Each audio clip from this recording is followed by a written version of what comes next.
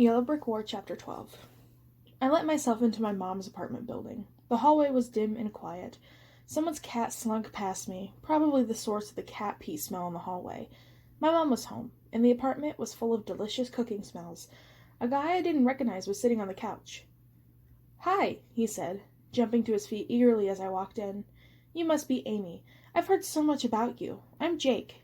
He held out one hand, and I stared at him for a second before realizing he meant for me to shake it. Hi," I said. He was pretty handsome, in a farmer kind of way. He hadn't shaved in a couple of days, but his stubble gave him a rugged, manly look instead of a scruffy one. He was wearing a t-shirt that revealed tan, muscled arms, and jeans that were clean but far from new. He took off his John Deere baseball cap as he shook my hand. "Amy?" My mom came into the room from the kitchen.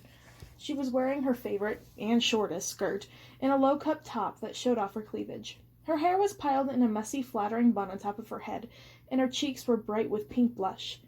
But she had on an apron over her bar-hopping ensemble, and she was holding a long-handled wooden spoon in one hand. She gave me a one-armed hug. "How was school? You met Jake?" "School was fine," I said, "and yeah, we just met." "Jake lives down the hall," my mom said. But from the look she gave him, I had the feeling he was a lot more than just her new neighbor. "He lost his place in the tornado, too." "You're from Dusty Acres?" I asked, surprised. I was pretty sure I remembered this guy if I'd seen him before.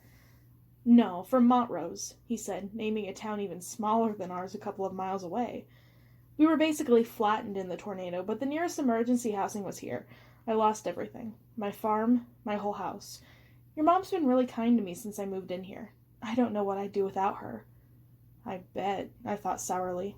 They were looking at each other in a way that made me want to barf at the same time it made me think of Knox. I cleared my throat and my mom jumped. "Sorry, honey," she chirped. "I should have told you Jake might be coming over for dinner. I'm making spaghetti." You should have told me Jake existed, I thought, but my mom looked so happy I didn't want to say it out loud. Still, I was a little hurt. She hadn't been too sad about my absence to start up a juicy romance with the hot neighbor. I walked past him into the kitchen and helped myself to a Coke. Then at least was one good thing Kansas had that Oz didn't. Dinner was so normal it was kind of weird. I told my mom and Jake about my day at school while my mom passed around a big plate of spaghetti and a basket of rolls. Anyone watching us would have thought we were any old family sitting down for a meal together. Obviously, I left out the part about plotting a secret search with Madison and Dustin, and I also didn't bring up my meeting with Assistant Principal Scranton. But after Jake went back to his place, giving my mom a big kiss on the lips, which I totally ignored, I followed her into the living room and sat down next to her on the couch. "You didn't have to send him away," I said. "I kind of liked him." My mom beamed at me. "Isn't he great? He's nothing like the other guys I've dated." Like my dad? I wondered. I don't think I was ready for someone decent before, I mean, I didn't really have my act together. She got quiet all of a sudden. "As you know," she said softly. "Listen, Mom," I said, ignoring her overshare.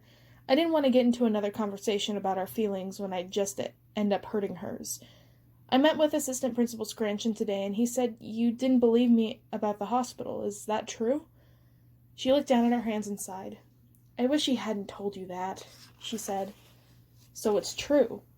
Amy," she turned to me, and I saw to my surprise that her eyes were welling up with tears. "Look, Amy, like I said, I know I've been a pretty crappy parent for the last few years." I couldn't help it. The mom I'd left behind in Dusty Acres had done a lot of damage. "More than a few," I said before I could stop myself. She nodded. "Okay, more than a few. When the tornado hit, well, let's just say I don't blame you for using it as an excuse to leave. I'm just so grateful you gave me another chance and came back." She paused. Were you okay while you were gone? Were you safe?" Not even close, I thought. But I knew what she was asking. She was thinking of real-world girls on milk carton stuff. Scary strangers, dark vans, SVU episodes. She probably spent every minute since I'd gotten back wondering just what trauma I was repressing. "Yeah," I said. "I met some nice people and they, took care of me. It was nothing like, what are you thinking?"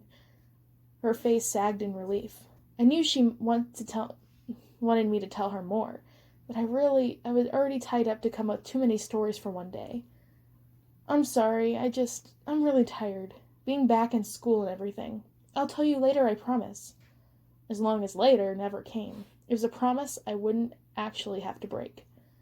Of course, honey, but if you want to talk about what happened while you were gone, I'll always listen, okay? I wish I could tell my mom what had happened at Oz.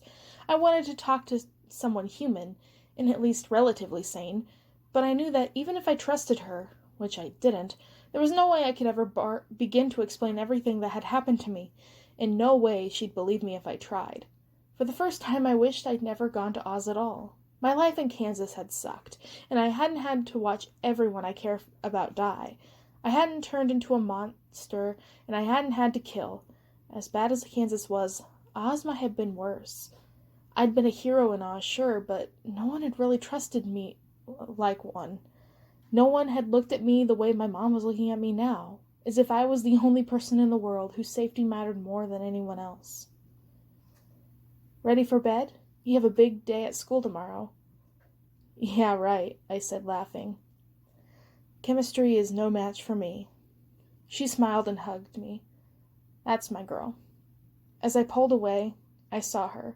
It was Mombi. She was standing in the corner behind my mom, and she looked pissed. Get it together, Amy, the witch whispered. You're not here for you to win Daughter of the Year. With that, she disappeared.